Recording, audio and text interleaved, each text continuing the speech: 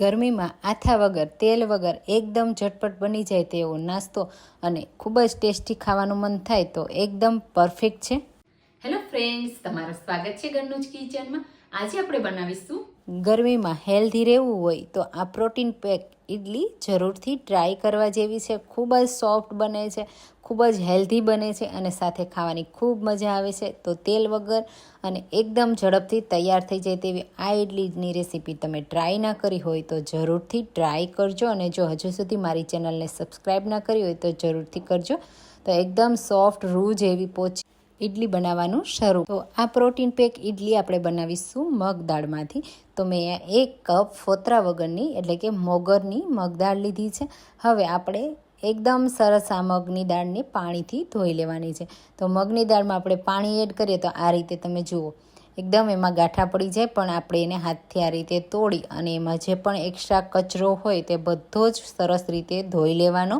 તો ખાસ કરીને કોઈ પણ દાળનો તમે યુઝ કરો એકદમ સરસ રીતે પાણીથી વોશ કરી લેવાની. પછી આ રીતે બધું પાણી કાઢી અને હવે આપણે આ દાળને પલાળવા માટે બીજું સાદું પાણી એડ કરી 1 કલાક માટે પલાળવા દેશું. તો 1 કલાક પછી તમે જુઓ દાળ એકદમ ફૂલીને ડબલ થઈ ગઈ, એકદમ લાઇટ થઈ ગઈ અને આ રીતે હાથથી તોડો તો તૂટી જાય છે.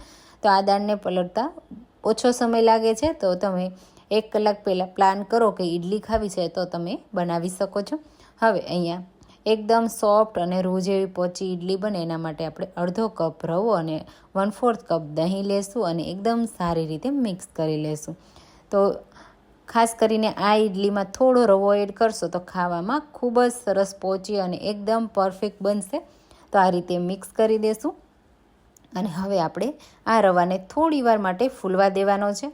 તો એના માટે આ રીતે એકદમ સરસ રીતે પહેલાં મિક્સ કરી લેવાનું અને થોડી વાર માટે એને સાઈડમાં રાખી દેવાનું. તો અહીંયા તમે જુઓ એકદમ સરસ રીતે રવો હવે ફૂલી ગયો છે અને આ રીતે થીક થઈ ગયું છે. તો હવે આપણે એક મિક્સર જાર લેશું અને એમાં આપણે જે દાળ પલાળીને રાખી છે તેનું બધું પાણી નિતારી અને બધી દાળને મિક્સર જારમાં એડ કરી દઈશું. તો ખાસ આપણે જે દાળ છે એને પીસતી વખતે બિલકુલ આમાં તૈયાર કરેલું પાણી કે પલાળેલું પાણી એડ નથી કરવાનું. હવે અહીંયા તમે જુઓ આપણો રવો પણ એકદમ સરસ એવો થીક થઈ ગયો છે. તો બધો આપણે આ જ સમયે એડ કરી દેવાનો. હવે આમાં આપણે 1 થી 2 ચમચી જેટલું જ પાણી એડ કરવાનું છે. તો આ દાળમાં પાણી બિલકુલ ઓછું જોઈએ છે એટલે ખાસ ધ્યાન રાખજો, નહીંતર બેટર છે એ પતલું થઈ જશે.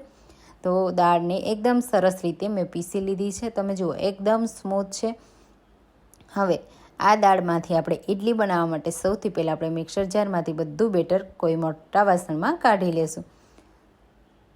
અને તમે જુઓ આ જે ઇડલીનું બેટર છે એકદમ સરસ એવું થીક છે. તો હવે આપણે આ બેટરને 1 થી 2 મિનિટ માટે મિક્સ કરી લેવાનું.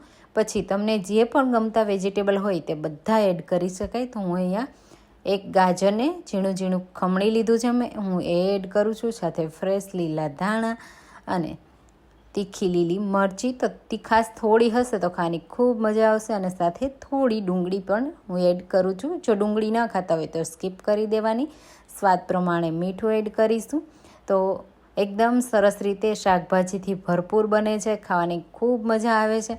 બાળકોના લંચ બોક્સમાં આપી શકો છો, નાની મોટી ભૂખમાં, સવારના નાસ્તામાં તમે આ ઇડલીને બનાવીને તૈયાર કરી શકો છો. સવારના નાસ્તામાં બનાવવી હોય તો તમે રાત્રે દાળ પલાળી દો તો પણ ચાલે. હવે એકદમ સરસ રીતે મિક્સ થઈ ગયું.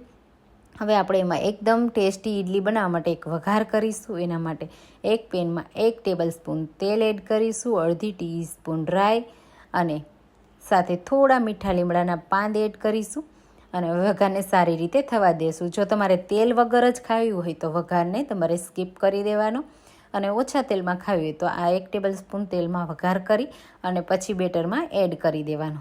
એનાથી ઇડલી ખાવામાં ખૂબ સરસ લાગશે. સારી રીતે મિક્સ કરી લેશું. ઇડલીનું બેટર એકદમ સરસ વઘાર સાથે મિક્સ થઈ ગયું. તમે જુઓ કેટલું સરસ લાગે છે. તો મગદાળમાંથી તમે આ રીતે ઇડલી ક્યારે બનાવી કે નહીં કમેન્ટમાં કહેજો. અને તમે મારી રેસીપી કઈ સિટીમાંથી જુઓ છો એ પણ કહેજો, એટલે જેથી કરી હું તમને થેન્ક યુ કહી શકું. હવે ઇડલી એકદમ સરસ સોફ્ટ જાળીદાર બને એના માટે આપણે 1 ટીસ્પૂન ઈનો ફ્રૂટ સોલ્ટ, 1 ચમચી પાણી એડ કરી અને સારી રીતે મિક્સ કરી લેશું. ઈનો એડ કર્યા પછી આપણે બહુ બેટરને મિક્સ નહીં કરવાનું અને ખાસ કરીને તરત જ આપણે એમાંથી ઇડલી કે ઢોકળા જે પણ તમારે સેટ કરવું હોય તે તરત જ કરી દેવાનું. એકદમ સરસ રીતે તમે જુઓ બેટર ફૂલવા લાગ્યું છે અને એકદમ સરસ આપણી ઇડલી બનાવવા માટેનું બેટર પણ તૈયાર થઈ ગયું છે. તો હવે આપણે એમાંથી જેટલી બને એટલી એકસાથે ઇડલી સેટ કરવા માટે રાખી દેવાની. તો બેટર આપણું તૈયાર છે. હવે ઇડલીને બનાવવા માટે પહેલેથી જ આપણે ઇડલી પ્લેટને સરસ એવી તેલથી ગ્રીસ કરી લીધી છે અને હવે આપણે 1 થી 2 ચમચી જેટલું બેટર આ રીતે એક ખાનામાં એડ કરી દેવાનું. તો બહુ વધારે બેટર એડ નહીં કરવાનું, એટલે એને ફૂલવાનો સમય મળે અને જગ્યા મળે. અને પછી જો વધારે બેટર એડ થઈ જશે તો બેટર બહાર આવશે ને ઇડલી ચોટી જશે. તો ખાસ એ પણ ધ્યાન રાખજો, બેટર થોડું એડ કરજો. આ રીતે બધામાં બેટર એડ કર્યા પછી આપણે સ્ટીમરને પણ પહેલાં જ ગરમ થવા માટે રાખી દીધું હતું, એટલે સ્ટીમર પણ સરસ એવું ગરમ થઈ ગયું છે. અહીંયા તમે જુઓ પાણી કેટલું સરસ ઉકળે છે. તો હવે આ પ્લેટને આ રીતે રાખી દઈશું અને 15 મિનિટ માટે મીડિયમ ફ્લેમ ઉપર આપણે સ્ટીમ થવા દઈશું. 15 મિનિટ પછી તમે જુઓ એકદમ પરફેક્ટ ફૂલીને દડા જેવી બની ગઈ ને આપણી ઇડલી. અને આ રીતે નાઇફથી ચેક કરી લેવાની. પછી ઇડલી પ્લેટને આ રીતે આપણે બહાર કાઢી લેશું અને બસ 2 થી 3 મિનિટ માટે ઇડલી પ્લેટને આપણે ઠંડી થવા દઈશું. એટલે જ્યારે આપણે એમાંથી ડિમોલ્ડ કરીએ ત્યારે ઇડલી તૂટે નહીં, આસાનીથી ડિમોલ્ડ થઈ જાય. આ રીતે આપણે સ્પૂનની મદદથી એકદમ સરસ રીતે ઇડલીને ડિમોલ્ડ કરી લેવાની. તો નાઇફ તમે જો યુઝ કરો તો એ ઇડલી છે એકદમ પરફેક્ટ બહાર ના નીકળે અને સાથે પ્લેટ પણ ખરાબ થઈ જાય. તો તમે જુઓ અહીંયા એકદમ સોફ્ટ અને એકદમ અંદરથી જાળીદાર બની ગઈ ને આપણી ઇડલી. તો આ ઇડલીને સાંભાર અને ચટણી સાથે સર્વ કરજો, ખૂબ જ સરસ લાગશે. તમે એકલી ઇડલી પણ સર્વ કરી શકો છો, ચટણી કે સાંભારની પણ જરૂર નથી. એટલી ટેસ્ટી, એટલી સોફ્ટ અને એકદમ રૂ જેવી પોચી આપણી ઇડલી તૈયાર છે. તો સવારના નાસ્તામાં, બાળકોના લંચ બોક્સમાં કે તમે સાંજ માટે અથવા તો તમને જ્યારે પણ ખાવાનું મન થાય ત્યારે આ એકદમ સોફ્ટ અને હેલ્ધી પ્રોટીન પેક ઇડલી જરૂરથી ટ્રાય કરજો. ખૂબ જ સરસ લાગે છે, બધાને ખૂબ પસંદ આવશે. તો આ રેસીપી તમે ક્યારે ટ્રાય કરો છો મને કમેન્ટમાં કહેજો. જો આજની મારી રેસીપી તમને પસંદ આવી હોય તો રેસીપીને લાઇક કરજો, શેર કરજો અને મારી ચેનલને સબસ્ક્રાઈબ કરજો. ચાલો ફરી મળીશું. Thank you for watching.